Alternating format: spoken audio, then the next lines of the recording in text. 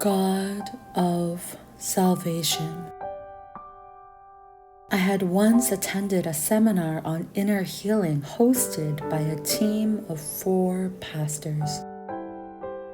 On the 3rd day, one of the pastors shared his testimony. For a long time, he had been in the dark, struggling with feelings of rejection and anxiety and not knowing why. As an adult, he found out that he was born out of wedlock, and his mother, who was the eldest daughter of a devout Christian family, had felt a lot of shame and had decided to have an abortion many times. When he found out the cause of his anxiety, he was able to give it to God and was healed. Then he told us all to close our eyes and imagine going back to when we were a fetus. I didn't really understand, and it was very awkward, so I followed along only half-heartedly. 7 months, 6 months, I repeated after the pastor. 5 months, 4 months. As I was saying, 3 months, I envisioned a large black crow flying straight at me. I was so surprised, I pushed back into my chair. Then, I saw an arrow shoot straight towards the crow and pierce it, knocking it over.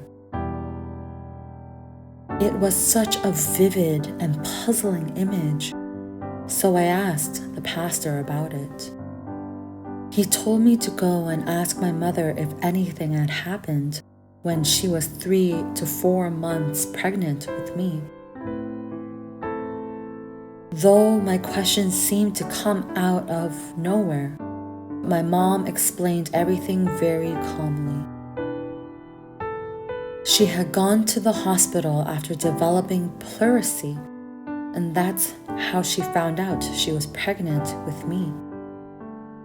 The doctor said he was unable to treat her for her illness unless she had an abortion.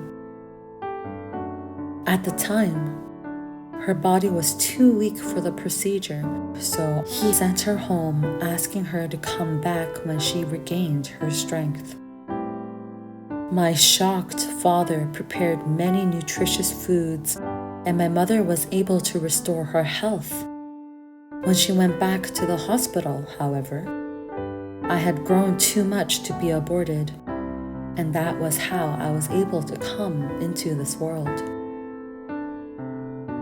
I realized that God had planned my life from even before I was born, and that it was His hand that had protected me from the enemy's attack. When I look back on my life, I can see that it was God's protection that allowed me to dodge huge accidents. One day, I asked God, "Why did you protect someone as insignificant as me?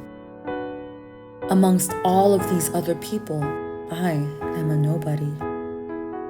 As if He had been waiting for me to ask, He gently replied, "Just as there is a part of you that needs me, I, too, have a special seat prepared for you."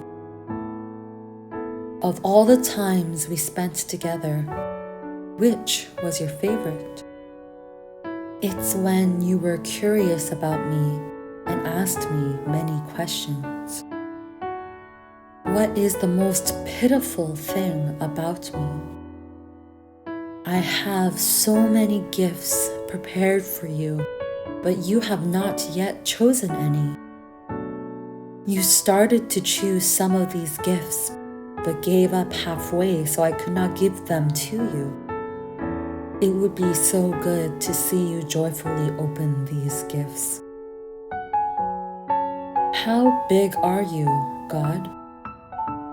I'm as big as you think I am. If you think I am this small, then I am that small. If you think that I am this big, then I am that as well. I will give you thanks, for you answered me. You have become my salvation.